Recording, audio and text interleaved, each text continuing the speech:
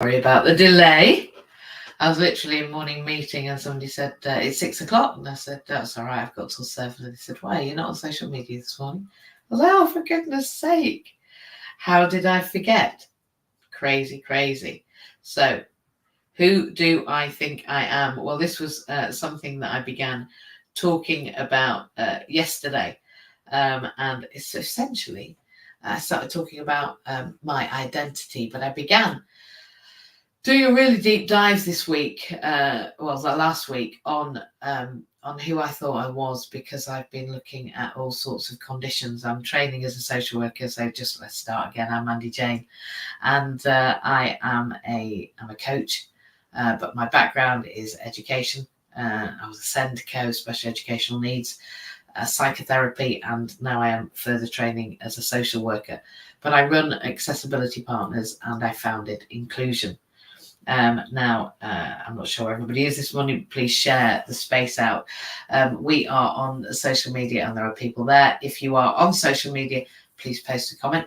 If you are here live, please put a 1 in the chat. We've got a delay on social media. I can actually see me delayed on this video. But put a 1 in the chat if you're here now. Sorry if it's delayed and you're not getting this. And a 2 if you are here later, because that's the way I will know whether you are watching this now or whether you're watching this later. I hope you can hear me. So yeah, I'm Mandy-Jayne, and I've been doing a deep dive on the way that we're made, because I'm looking at different genetic conditions and the results of different occurrences like stroke and aphasia and all sorts of things are being part of my training right now. And it got me to think about who and what and how I am, how I arrived, and what really got me to be, well, this activist, this future focused, looking into 2020, 2030, 2040, 2050. Those eras were mine. Even in the 80s, I was looking at being what it would be like to be 130, how a 130-year-old would look. When I was studying the Bible, I was baptized by full immersion when I was 15. By choice, I was seeking some resolve to my traumatic experience as a child. I was baptized by full immersion, and in the Bible it said Sarah was 130 years old, and I thought, how would it be to be 130 years old? And in that 130 years old, like, how would I be acting? So I was imagineering how I was going to be at 130 years old, well, way before the 80s. And the story I told on Saturday morning was a story of my early years in school. I went to school for 3 years, and it was a private school. My mum was the teacher, and my brother went to and it was only 100 kids, I think. It was a terraced house, a big terraced house. Don't get me wrong, one of the biggest terraced houses you've probably ever seen, on a steep hill on the way to Rotherham town centre, set back.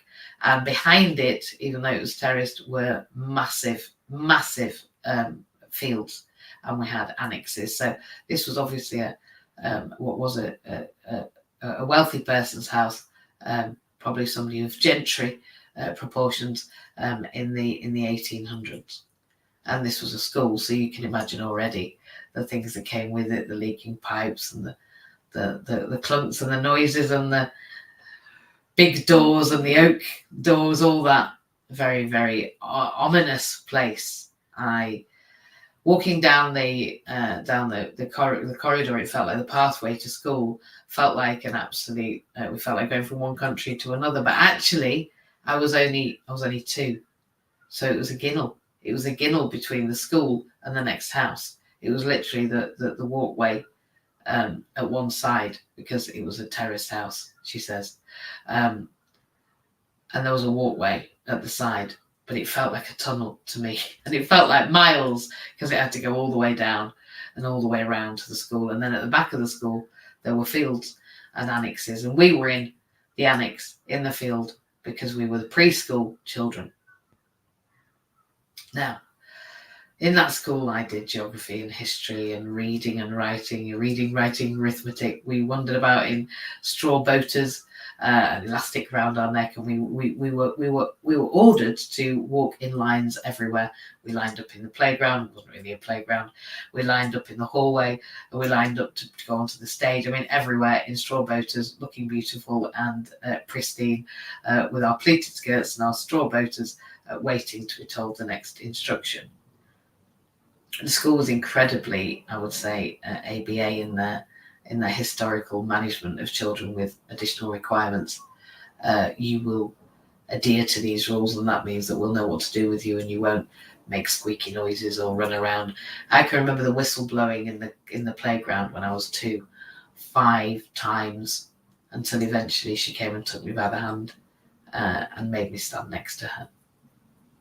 So we were trained, literally, to respond. Great. That meant that by 5 I was adherent to all of those rules, and I was a very well behaved child. And then they put me in state school because my mum lost her job. My brother went to state school at the same time too, but he was 4 years older, so he didn't have to get there till he was 9. When I got there at just over 4, it was like a bear garden. That's what my mum used to call it. It's like a bear garden. Not really sure what that meant. I think she meant like in the zoo when there's bears and they're playing around. That's all I can think. Maybe if somebody knows what a bear garden is later, they'll tell me. Yeah, like a bear garden. Morning, Jew. And this classroom, literally, the children were, well, little Johnny was wiping his bogey on Jill in the corner. They were playing in the water. They were splashing it all over. The flooring wasn't safe. I mean, those children, there was a trip hazard. There were people with scissors. They were coming off the cutting table. You name it. You can imagine going. For me, it was like some horror story. For 3 years, I've been commandeered into the position where I lined up with my straw boater and certainly didn't move a muscle when the whistle went. I can't hear you. You're going to have to mute, my love. When the whistle went, I literally had to stand absolutely perfectly still like a statue.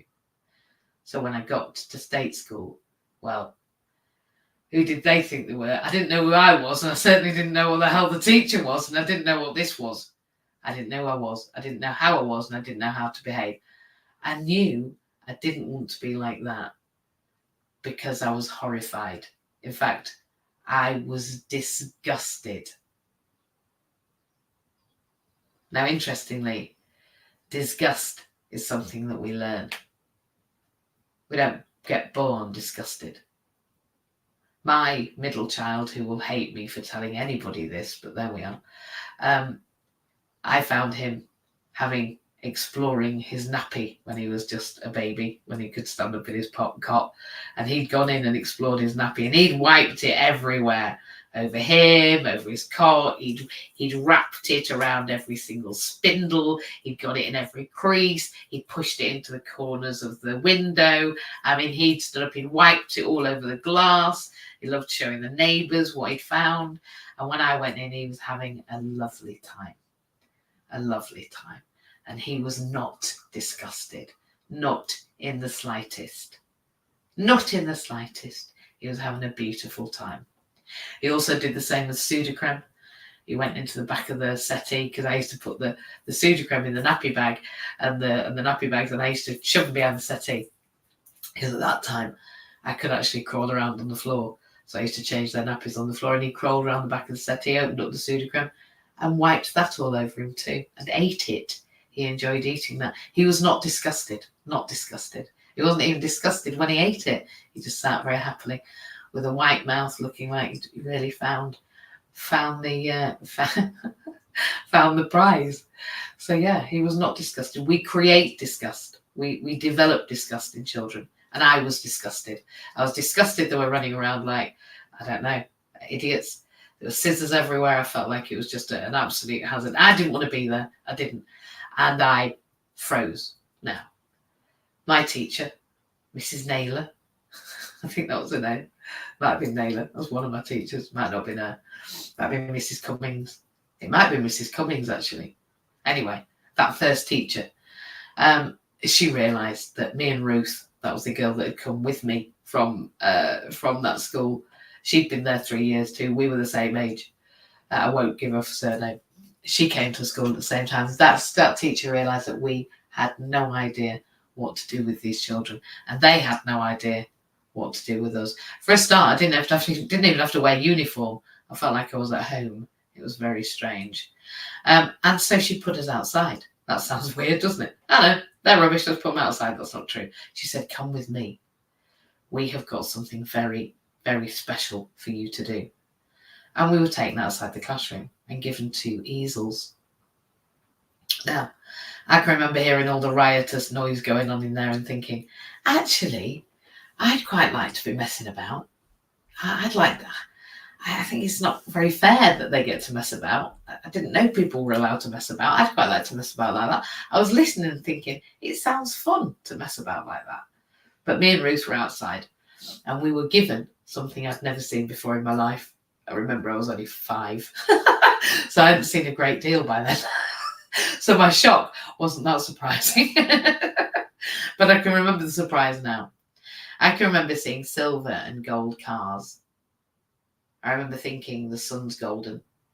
I remember looking at churches and the golden eagle on the stand that the vicar used to talk at. Shiny golden eagle that later I used to clean, because I went on church cleaning duty, because that's what good children did, right? And I cleaned that golden eagle, and he was golden. He was made of gold. He wasn't just gold plated, he was gold. And I really was fascinated with gold and silver and diamonds and anything shiny. I love shiny. I like shine bright like a diamond. I love diamonds, and I don't like where they come from, but I love shiny things. Love shiny things. Love jewellery. Love platinum as a colour. So I was fascinated. And what did they bring me? Bring us? The paint that none of those naughty children could have. The paint that they didn't want to give to those 5-year-olds because they were too silly to know what to do with it. That's what they said to me. Now, how did that reinforce me not playing, eh? Too silly. You were being too silly, they were being, to have this paint. So we got the gold and the silver paint. And oh my Lord, I couldn't believe it was in front of me in a pot. I thought it was only in factories. I thought it was something that only everybody else got. Gold and silver paint. I've never seen gold and silver paint in the school that I went to, not even in the posh school I went to. We've never had gold and silver paint. But this gold and silver paint was ours, and we had a pot each, and I was allowed to paint a picture. Now, I don't know whether you remember this either, but I was given sugar paper, black sugar paper, and it was, for me, I looked and went, oh, they've given me the galaxy. Now, at the time, I didn't realise this on Saturday, but it was great because Matt Rowden came up and said, you're absolutely right, it's this. I said at the time, I don't remember when it was, but in that instance, I could see the Smash advert. Remember when Mash makes Smash? And there were aliens, and they were made up of potato smashers, and they were metal, and they were like dome heads. They were made up of basically of kitchen equipment, aliens. And I could remember thinking when that paper was put in front of me, oh, I'm going to paint the universe. Oh no, I don't think I'm clever enough. I'm going to paint like the universe. No, I'm going to paint the universe into next week. I'm going to paint us into the future. But I said into next week. I had seen in Boots in 1975 a metallic silver sci-fi kind of futuristic hanging advertisement set of things, whatever they call it, theme of the into the 80s. Now, it was only 75, but people were already talking about the next decade in the 70s. And the futuristic, future focus, there were the irons, there were hair straighteners, there were hair curlers, there was tongs, there was all sorts of electronics. And we were all very excited about the fact that there were all these great shiny metal things around, including these aliens in the Smash advert. Turns out that Smash advert was 1973. My earliest memories were way back before that, but at 2, I remember the Smash advert, and I remembered it again when I was doing that painting. Now, what could I do at 5? Well, I'll be honest, I'm dyspraxic, so my ability to hand-eye coordinate was not early. It was not, because I have some physical disorders as well. My middle child, again, his early hand-eye coordination was incredible, because I sat him in front of a computer at 4 months old on my knee, and he was typing and using the mouse and moving around and clicking before he was even 9 months old. People couldn't believe what they were watching, but he could control a screen because he was given that early hand-eye coordination connection. It took me a lot longer because I wasn't given a computer until a lot later, until 1981. So until I was 10. That was the first time I got to program a computer, was when I was 10. Nobody will let me touch one until then. But on this paper, I decided that I would use this paint in the only way that I knew how. I'd been learning something really important at that point. Now, in the school that I went to, I had to tie my shoelaces every day on a board, multiple times a day. I was taught to re-tie my shoelaces, and I used to be able to make 2 bows, 2 loops, 1 loop in one hand, 1 loop in the other, and then tie those loops together. Now, for those watching on other forms of social media, you can see my hands are incredibly flexible. The reason for that is because I'm hyperflexive. I've got a condition that means that my connective tissue is extra bendy. What that means is that my capacity with dyspraxia to coordinate is quite difficult. But what I could do was get 1 loop, get 1 loop, and then tie them in a knot, so it looked like I'd learned to tie my shoelaces. Now, I blagged that until I went to the next school. They honestly believed that I'd learned to tie my shoelaces. Nobody came and tried to pull the loose shoelace, because of course if you pull it, you can't undo it if you've tied it into a knot. But nobody ever came and pulled it to see if I'd done it properly. So I was able to go and tie it and show them every day, and they'll, oh, look at the progress she's made. But I couldn't really tie a shoelace. I couldn't really take a loop and wrap it around the other and pull it through, because I didn't have the dexterity. I didn't have the understanding. I didn't have the coordination. I was facading. Already, by 2, I was pretending to be normal, because they were trying to make me so, make me like them. So in this painting, I thought, I'm going to do the other thing that I'm really good at now, because I had learned to do something that was a bit like the shoelaces with the 2 loops and tie them together. And that was a number 8. I could do a circle, believe me. I could draw round and round and round and round and round.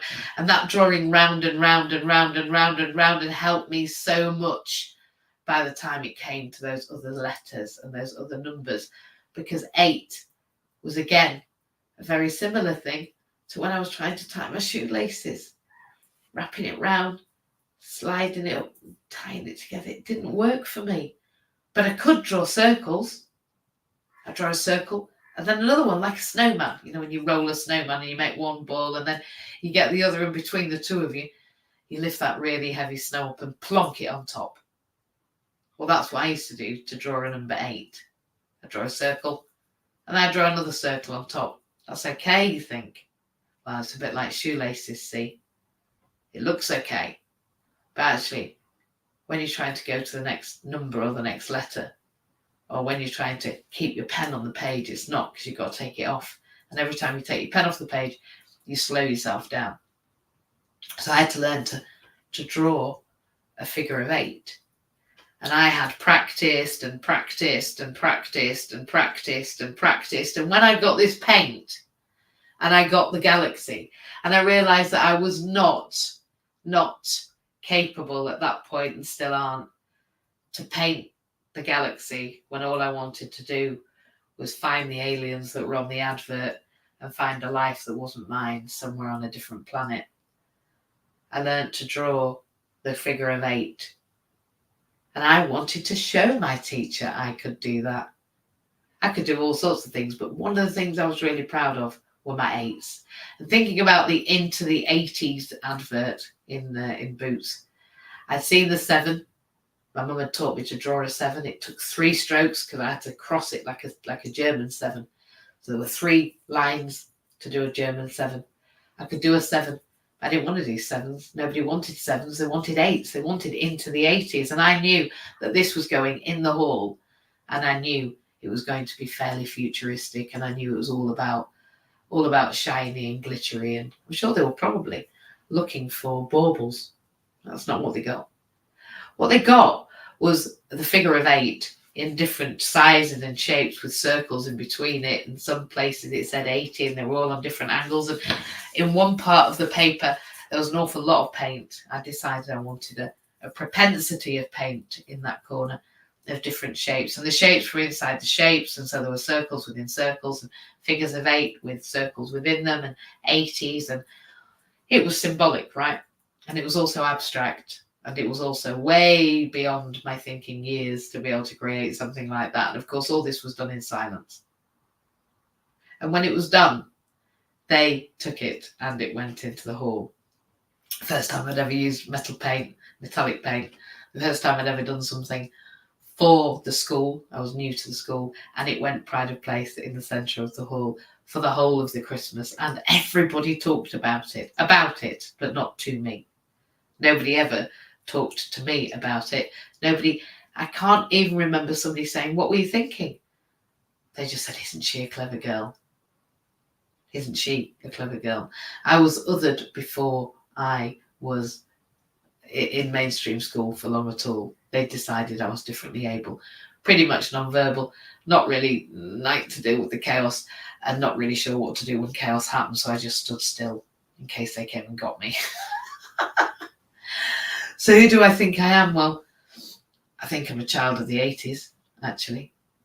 I think I'm a child of the 70s and the 80s. I think I was born way too early to be neurodivergent and out loud and proud. I think I'm too early for people to understand that actually autism as a diagnosis isn't a dirty word. And ADHD isn't a better version of being neurodivergent. And who do I think I am? I think I'm different. I think I'm differently able. And I think that who we think we are is who we become.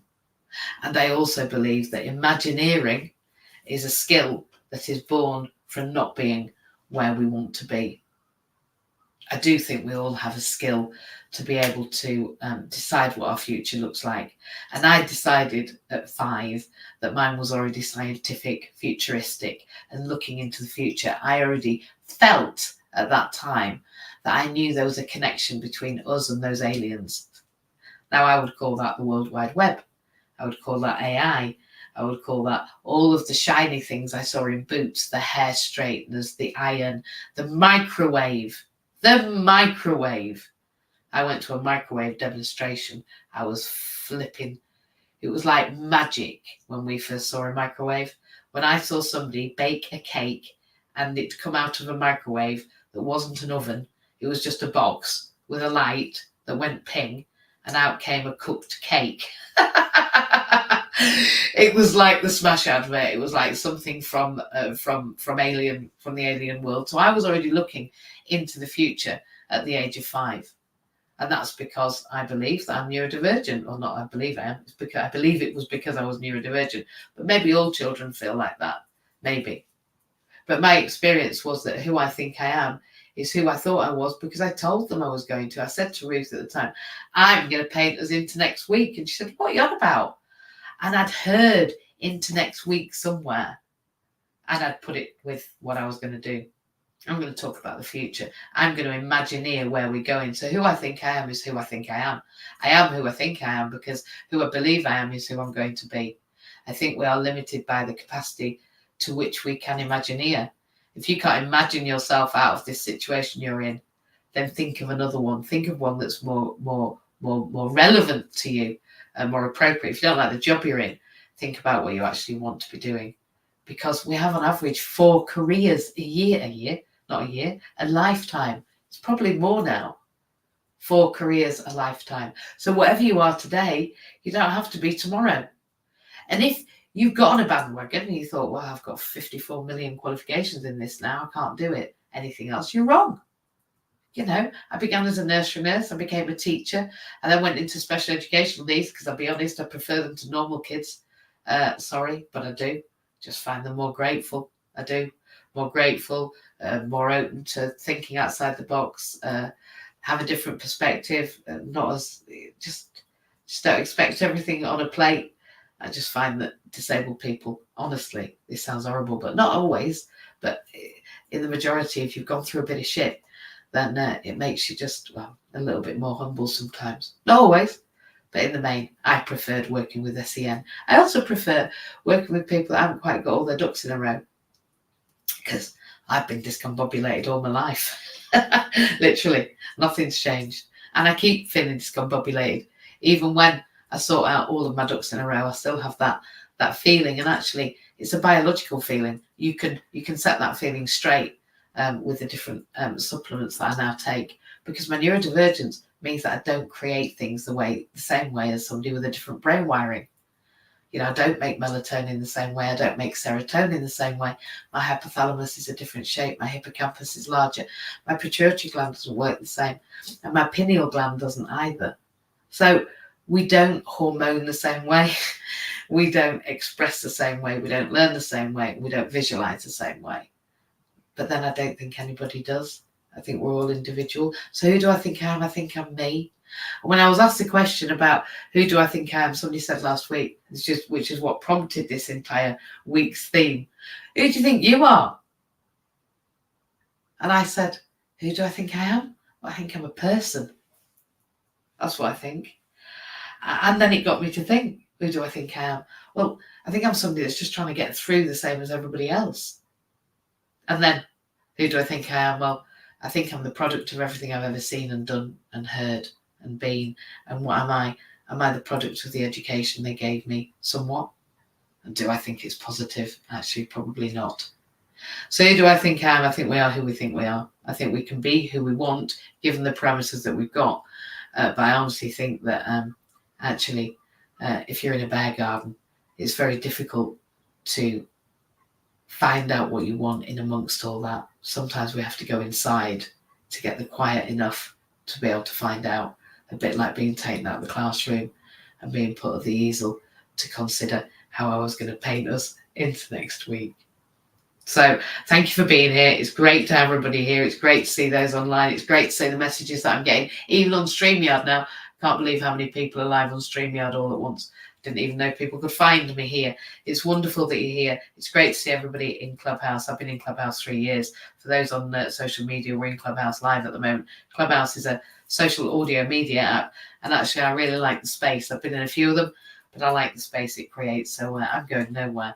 I'm staying here on a Monday morning. We have been in MJ's house. Tonight we are in Inclusion at 7 o'clock, and then at 8 o'clock I am on the third webinar that we are providing, and this evening it's all about what we do when we find ourselves to be neurodivergent and wanting to have children, or if you've had a neurodivergent child, or what happens actually with all of that. Who do we think we are? We're talking about the very beginning this evening. We're taking who do you think you are, who do I think I am, way back to genetics, and we're talking about some of the genetic happenings that happen in the brain differences and what that might mean for young people today. So it's going to be an interesting who do you think you are this evening. It's going to be who do you think you are as opposed to who do I think I am. This evening at 8 o'clock, 7 o'clock on Clubhouse, and then 8 o'clock we'll be going on our webinar, which will be recorded. So if you want that link, come at 7 o'clock, we'll give you that link and you can be live on social media with us. And of course, this isn't just us wandering about on social media in gangs like some sort of playground bullies. No, that's not it. We're not like some cool group either, just hanging on the internet. We are a lived experience panel called Voice, and we are part of Inclusion. We are moving on to be providing speaking gigs and lived experience panel work for the Welsh Government and also for the English Government now. They've accepted us too. We've been born in Wales, born and bred in Wales, and then we've been TP'd over to England. That's how it feels. So so those gigs are starting to be places that we go all over. We're going to Edinburgh in June. We are in Blackwater Gallery on the 29th of March, and that is being filmed. What a beautiful, beautiful opportunity we have on the 29th, Good Friday. That is only, wow, it's a week and 4 days, and it's free. It's free to attend. You even get a free cup of coffee if you want one, or tea. And we have some amazing, amazing opportunities there, including to hear my story, which is a little more in depth than this morning, and also some products and goods and things that I use now to help my health. I have definitely found a way to be living in this body with multiple organ failure, having died over COVID.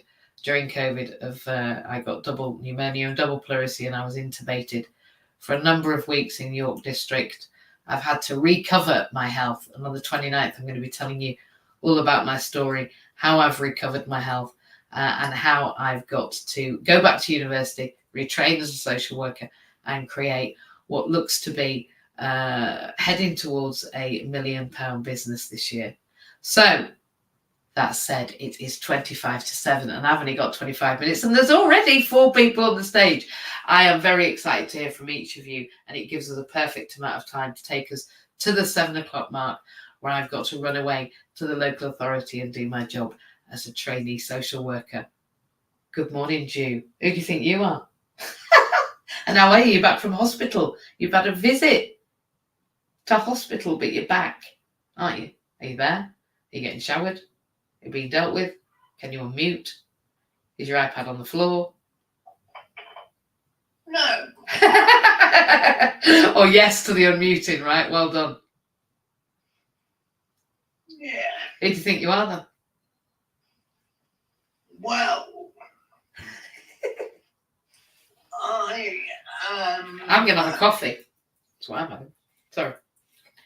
I am a man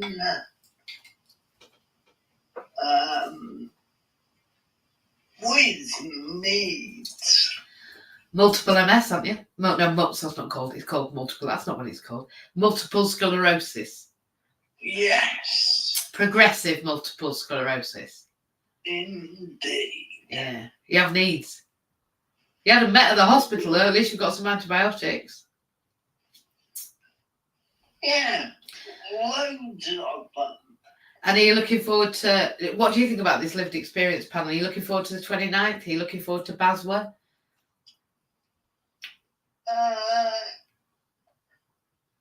Of course I am. Yes. People love hearing your story. I like telling it. Then if we put those two things together, I think that's what they call workfulness. I wish I could talk a bit better, but I guess it's the talking that makes it interesting. I hear you. I try. Thing is, Ju, you're in that transition. In fact, all of your life, the last 3 years, has been about transitioning, hasn't it? It's been about moving through, because you've moved through from being married to no longer being.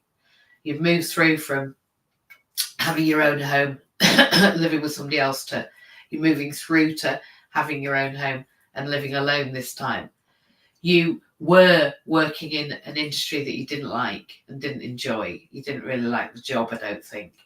And now you're moving through into an industry where actually I think you prefer the people, maybe, I'm being arrogant here, but I think maybe you prefer the people that you're working with. Yeah. And now you've moved through from that being non-disabled, which, I'm sorry you were born without disabilities, because it's not easy to then move into that. It isn't. To move through from non-disabled to disabled, I think, is very hard. I think it's also very difficult to be born with disabilities in this world, but I think the idea of being able and then disabled is really quite enormous. So you've moved through that and identify as a disabled person now, don't you? I do.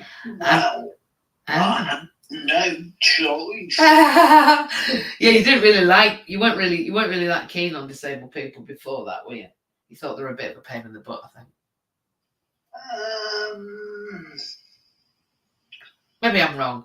I tried to make time for them. Yeah, that's it, isn't it? But can you hear that in that sentence? I tried to make time for them. Like, that is how we treat us. And sometimes how we treat each other. I think this government's doing a really great job of pitching disabled people against each other. What do you reckon? Yeah. They really are. They've not just gotten us and them now. Now they're causing squabbling amongst the people now. It's quite funny. So I think this othering is crazy, but I agree with you. The idea of I used to give them time is really prevalent. But actually, we just need to put you in the right space to do the right thing and get you back to work. That's my opinion, Ju. I'll play that game. I'm going to play that game. I want eye gaze. A lot of you talking about your earnings this morning because Access to Work came back. They want it tweaking. So we are tweaking your planning this morning and then it's going to go back out. But we're nearly there. I can't wait to send the invoice in for your eye gaze. I can't wait.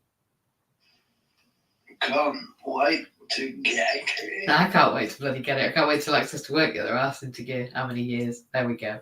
Another one that's on the way through but gone through once and not quite there yet is our James. Thank you, Jim. I think who I think you are. I'll tell you what I think you are.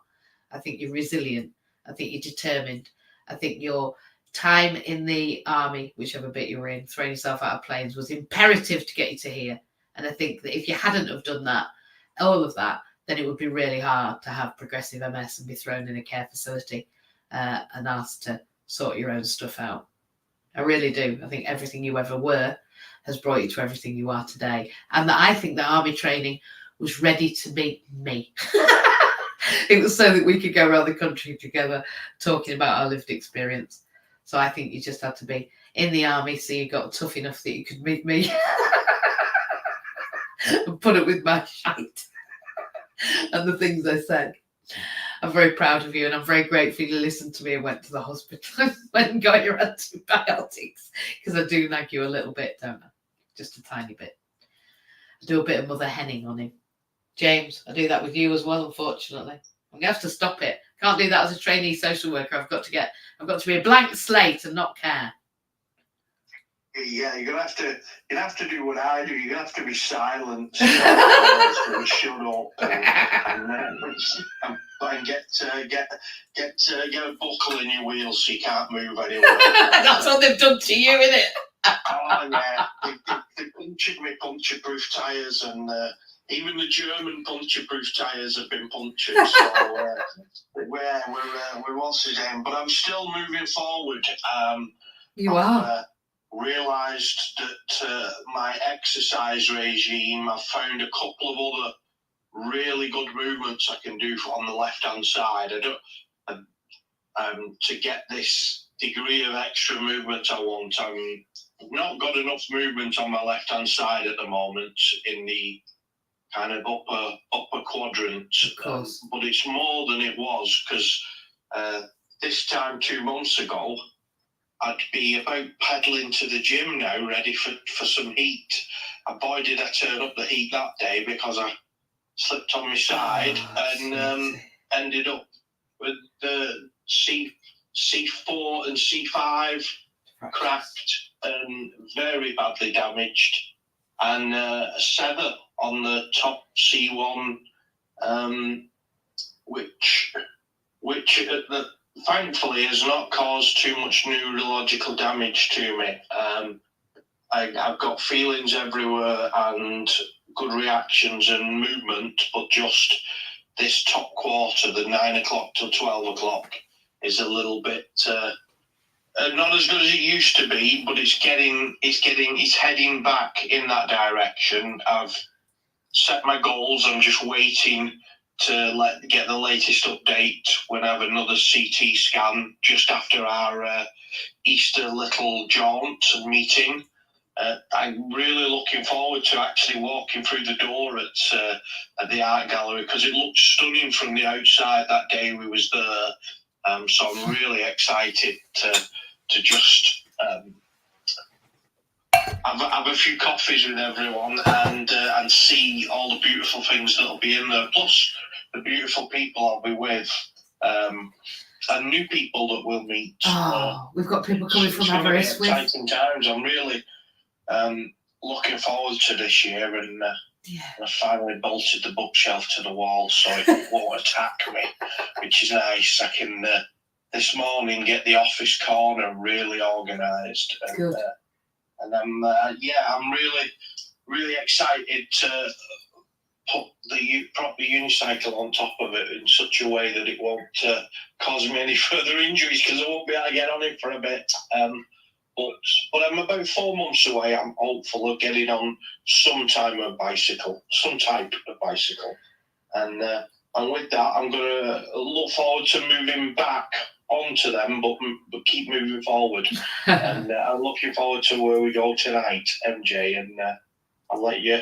Thank you. Move forward to all the beautiful people in the room, and have a lovely Monday and a great week. I will. Thank you, James. And I just want to say that the fact that I'm sat here and I look back at this last 3 years, and I think if 3 years ago somebody had said, James Lawrence will be part of inclusion and he'll be motoring forward to a new type of job where he listens to his heart and he speaks his truth and he moves forward with people that he cares about and who care about him in a place that isn't toxic, I'm not sure that I'd have thought we could have got here by now. And I know it's been a really difficult road on the way to this bit, and it was not what we expected, and that's the biggest curveball I think I've been thrown, apart from the one where I was intubated. I think yours was quite a big curveball for me. I was not expecting that one, but thank the Lord that you'd met who you'd met before that happened. All I can say is that, God is good. Whoever runs this gig, for you to have met the people that you needed to have met and made the applications you'd made on the back of your challenges that you'd had previously, and then we'd ended up like we have. I mean, you couldn't be somebody. I can't believe that we got to the point where you arrived in the physical disability world already prepared. That's what you call reishi mushroom, the mushroom of everlasting life, getting it on for you, because the world helps you prepare for becoming physically disabled before you became physically disabled. You did the pre-planning. You're a pre-planned disabled person. We can get you on the pre-plan. Come and spend a year with us if you have a mental health condition, and if anything else happens physically, you're already ready. It's so funny. But I'm grateful that you are where you are and where you were when it happened, because we'd have had an awful lot of applications to do if we hadn't done them all before. So yeah, your applications happened before you. Fascinating, absolutely fascinating, James. Who'd have known when you met us that would have been the case? But there we are. And I'm looking forward to giving you a big hug. Well, not a big one. I'll be very gentle, not like I usually am on the 29th of March. You'll have to tell me to be steady, because you know what I'm like. When I haven't seen people for a while, I'm afraid it's a bit like that bear guard. I'm a bear. I'll just attack you from the right side. Yeah, come round that side. We'll have to manoeuvre. It'll be a cuddling manoeuvre. We'll take it from the right side. This one, MJ. Yeah, with me. It's like me and Jew cuddling. That has to be 3-point turn where I have to reverse alongside him. Yeah. Backwards. I have to reverse backwards to him, behind him, so our wheelchairs are on the side, and then lift my arm up so that we can cuddle. It's a manoeuvre. It's a beautiful manoeuvre we're so good at now. We shall learn a manoeuvre for James. All to get a cuddle. Thank you, James. I'm excited. I'm going to see you in like 11 days. Oh, I'm so excited. Yeah. So, good morning, Clive. Who do you think you are? Good morning. Well, I don't talk much about who I am in some respects. I know. I was born into a very wealthy and connected family, and I was given some of the best tutelage. No bear garden for me. I was given personal tutelage, and was motivated to find my place in the world, and I was very lucky in that respect. Actually, that's all rubbish. But would it have been different had that been the case? You know, like these connections that we have given to us sometimes, but again, having to fight for stuff is also part of who we are.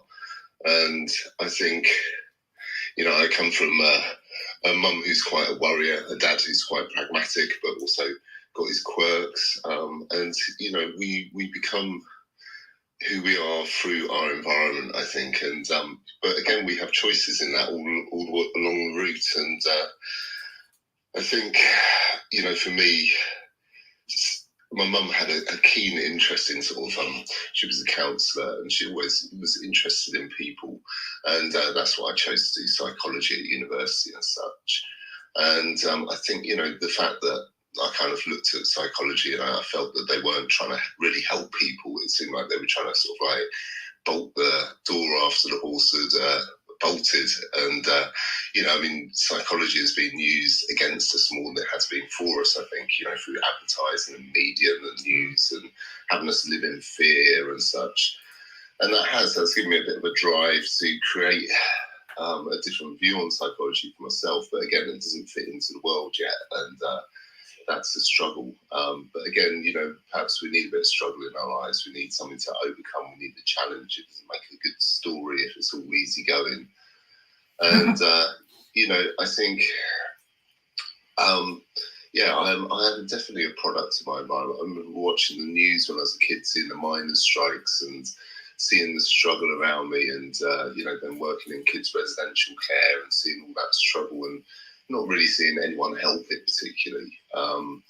And then you've got all the psychology that says, oh, we know the answers and stuff, but we're not going to share unless you pay us £100 an hour and such. And yeah, I think that has kind of had a big impact on me. And it has left me a little bit lost at times, not knowing quite what to do with that. But we do find ways, and you know, it is up to us how we solve those problems and how we find our place in the world and how we actually create it. But you know, finding the right people, finding the right connections, finding the way that actually moves you forward and leaves you feeling like you're completing your kind of journey. I always remember watching kind of like Quantum Leap, and you had Sam Beckett who, you know, had to complete certain things to move forward in his life, and it's quite a good analogy, really. You know, I think we all have these drives and things that we're trying to solve and resolve, and we're just trying to move forwards, and that can be a blessing or a curse. It's definitely a bit more of a curse if you don't actually find the ways forward and you keep going around in circles, which I have been guilty of for many years. But if you do find the ways forward and you can take those steps in small steps that actually do move you forwards, then that's definitely helps you become the person that you want to become.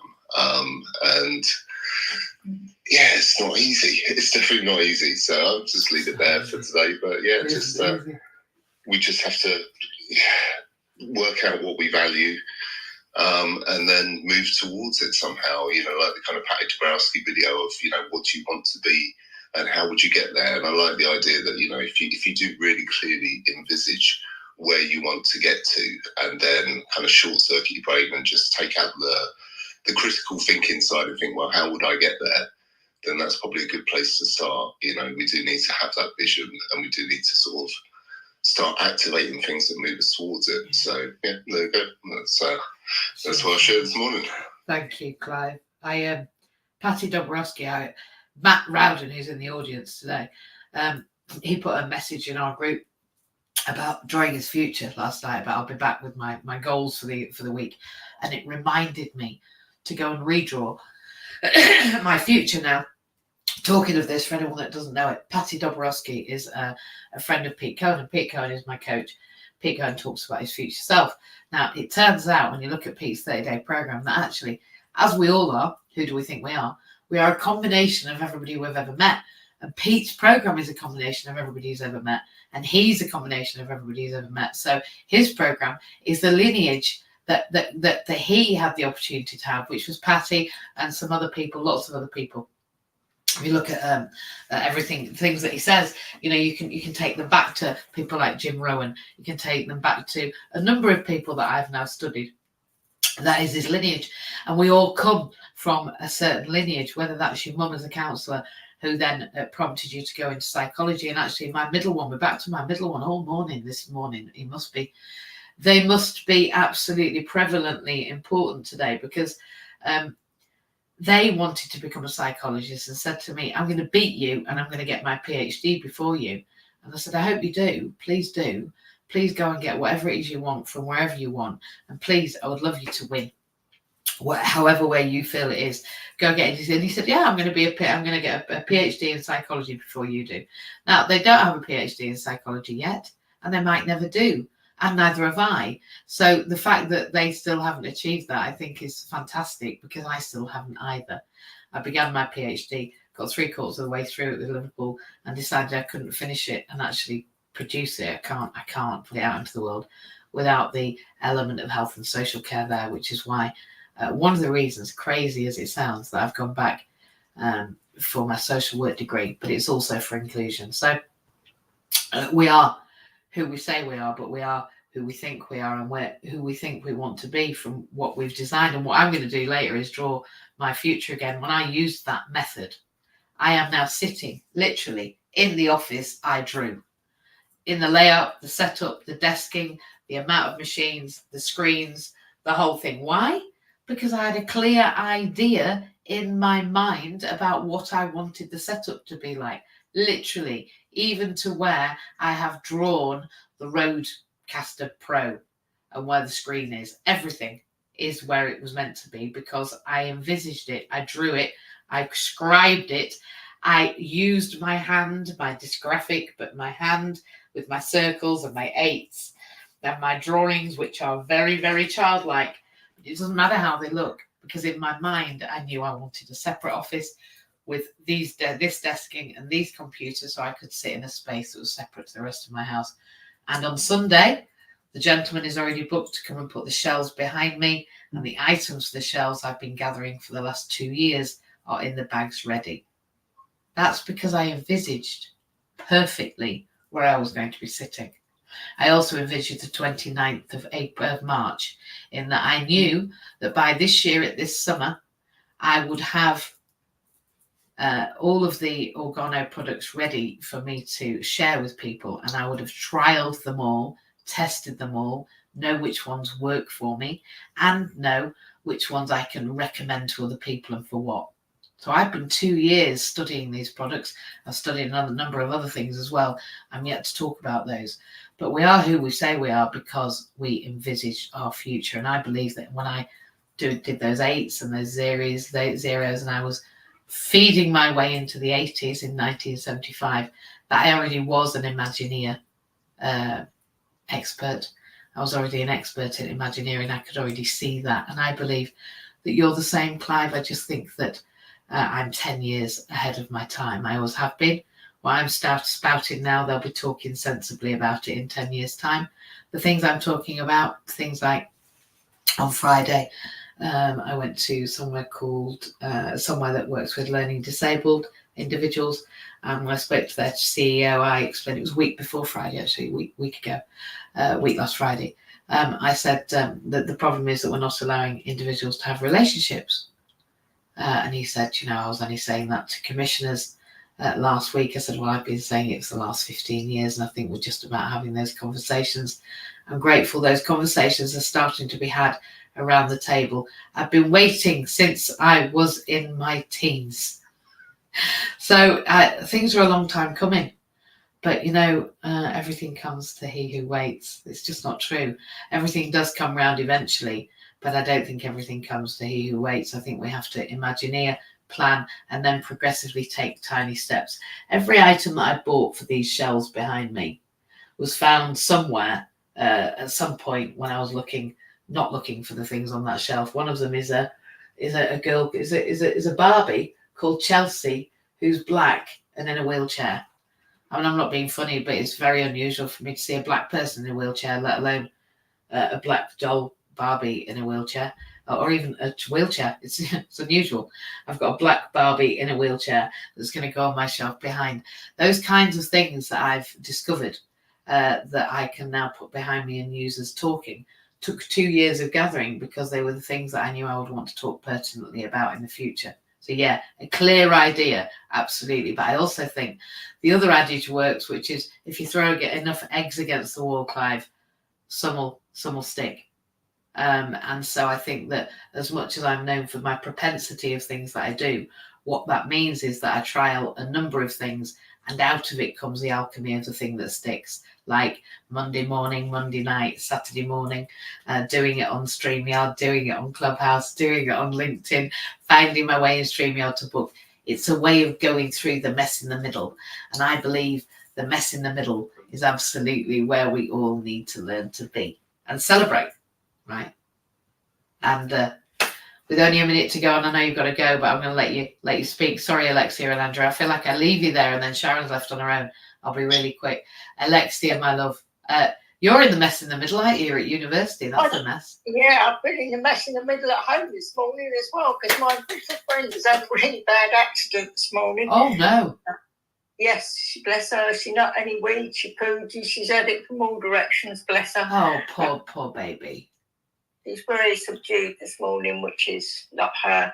So I've washed the floor. I've just cleaned it. Oh, well, at least But I it's still done. got my dog out on time. Of course. Got my vlog out on time, even though the dog's on a poorly morning. Yeah. Well, you've got to do these things, you know. You have. So have you got time to tell me who you think you are, or have you got to run away to our Sharon? Because we are at 7, No, and I I've understand. got time to tell you, because sometimes Sharon is late anyway. Oh. Or yeah, bless her. Me, I'm a confused human, because when I grew up, disability didn't exist. They were just shut away and hidden. Yeah. You didn't do those things. You weren't there. You said it. You had to be normal. What is normal? There isn't a true normal. It's fascinating working with animals, because I've watched this little dog change. I've watched her go from fearful of everything to come fly at me and land on her lap, which is also a thing that happens with children when they become secure. They go the other way. They just literally fly at you and want you with cuddles. Yeah, that's true. Oh, Mr. Ming, good morning. Sorry. Good morning, Mr. Ming. And it's interesting. Life is interesting. What you said about at least 4 jobs, I think I've done more than 4. I was a nurse. I worked in the family business. I run my own business. I worked on a farm. I worked with problem animals. I'm now at university in my 2nd year at doing a degree. Oh, wow. Where do we go from there? I would say keep an open mind, because you never know where that journey is going to take you.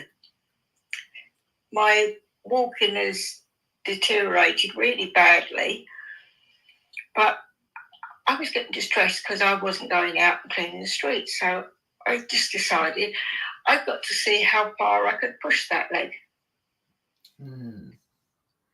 Within sensible reason. Good. Yeah. And tomorrow there's a meeting in March, because I'm now, makes me smile. I'm actually working for Age UK, and I stay in contact with somebody who's got family right round next door almost, but they feel lonely. Yeah. I find it a difficult one to understand for me, but we're all different. She's a lovely lady. We've got a lot in common.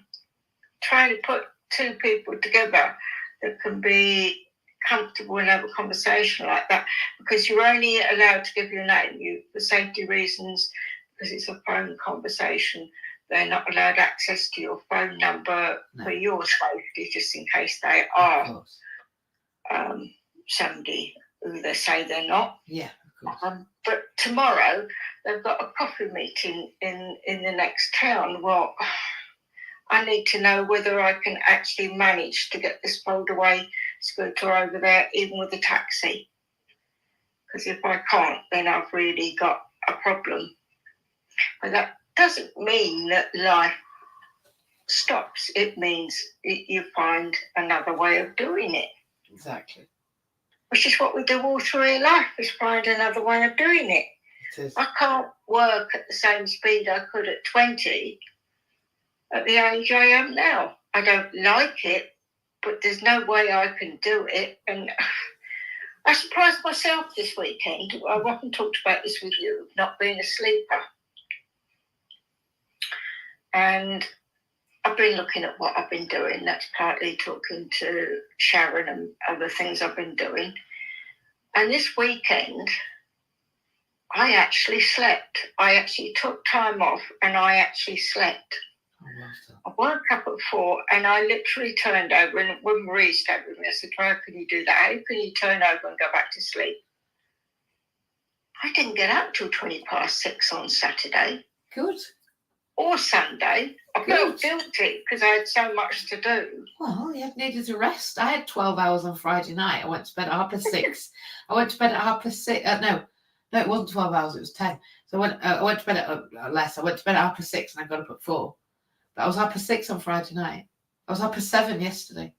Yeah. Sleep is good. And I actually feel better for doing it. Indeed. But I think sometimes, the organo is brilliant. It works well. But we also, as you said, need to look at what we're doing with our own body. We can't reach and help others if we're not leading by example, which is exactly what the Earth Healer is leading by example. You do that, Alexia. Back to doing the streets regularly, 99% of what I'm picking up is cigarette ends. But thanks to Daniel, I know what some of the car parts are now called. We're building mobility scooters, and there was 2 guys on Saturday who were working on their cars and smoking cigarette ends and throwing them down on the pavement. And they'd changed 2 of the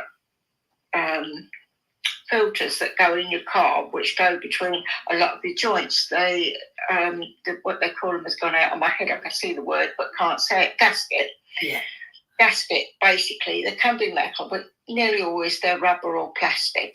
And they're the seal between your oil filters and various other filters. And these are obviously gone.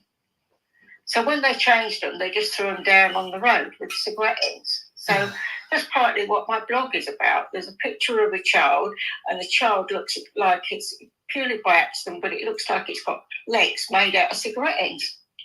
Mm. And in the bottom is this ring, and this ring is what a gasket looks like. But if that's missing or that's not working in your van, your van won't run properly. No. Because that's the thing that seals it.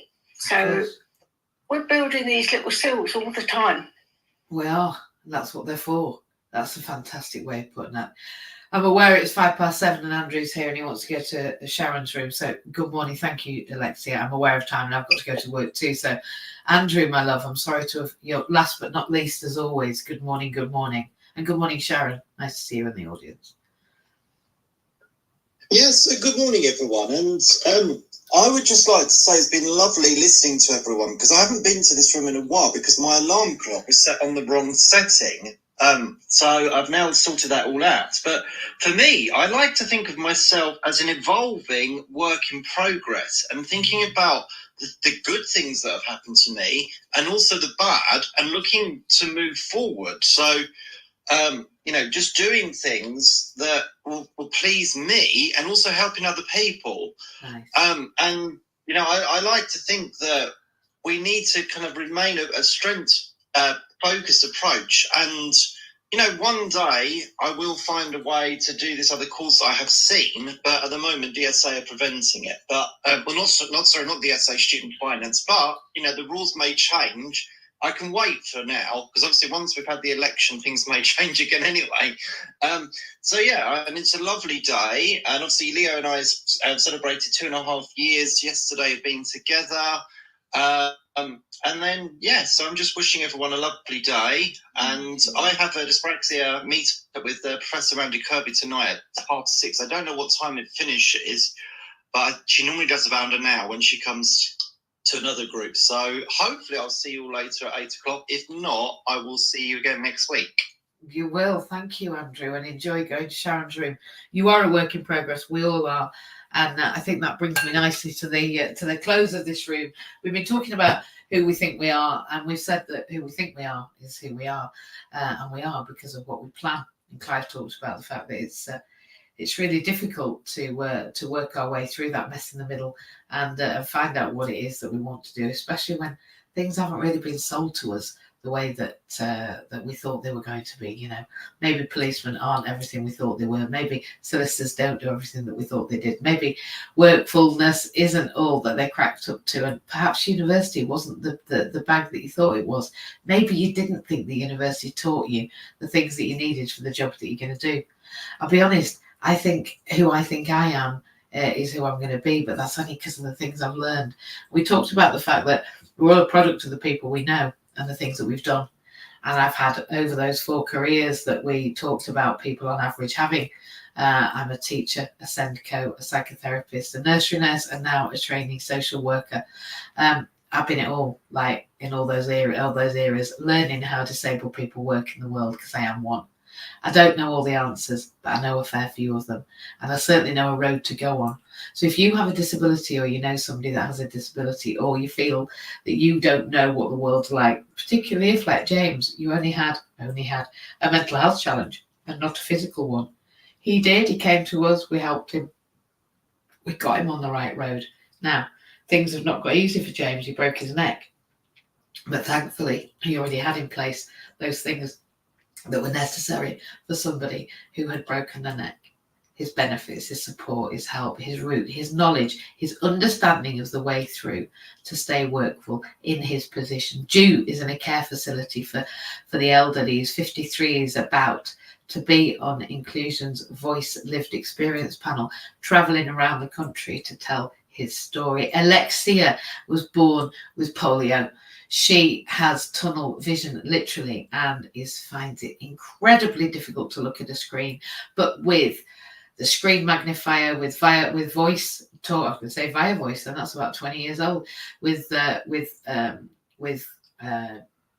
speech to text, I'm going to use a brand, speech to text, and with an assistant. She has now produced 3 books in the time that I've known her. And when I met her, she'd produced 1.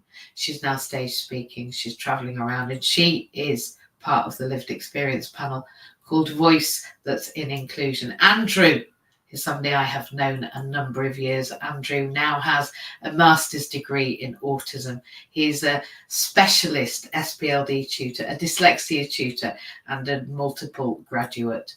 He's autistic like me, and Andrew's also dyslexic and dyspraxic.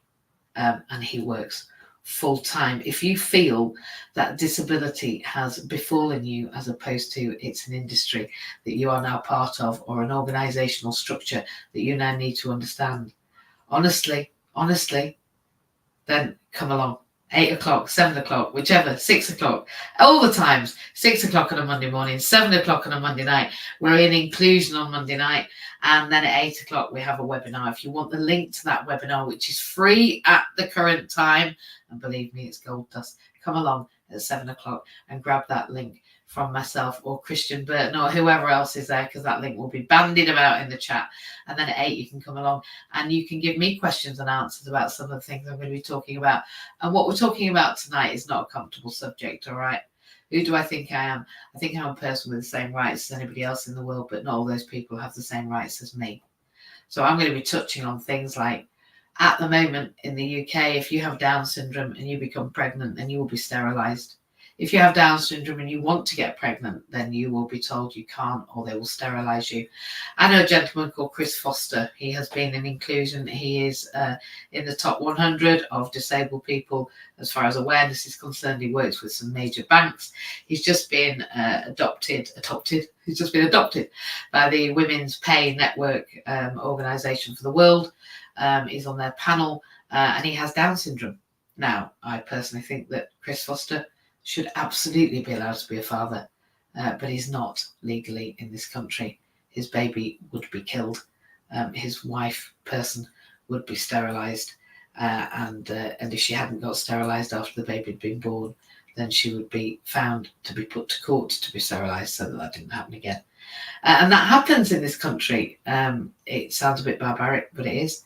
I'm not saying that everybody should ever have babies.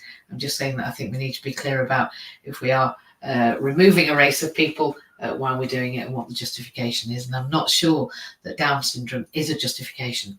I think it should be about capacity to manage, your capacity to care, and the person, the individual, just like all of us. So who do we think we are? I think I'm a person, is where I came back to it. And we're going to be talking about human rights, who we think we are, and what happens when those human rights might be usurped, belittled, sidelined, marginalised, or not taken very seriously tonight at 8 o'clock. And if you want to come and hear a rehash of who do I think I am, who do you think you are, who are we, then that's going to be happening between 7 and 8. And then we're going to move on to the very serious stuff at 8 o'clock, which will be on record and will be then out there for the world.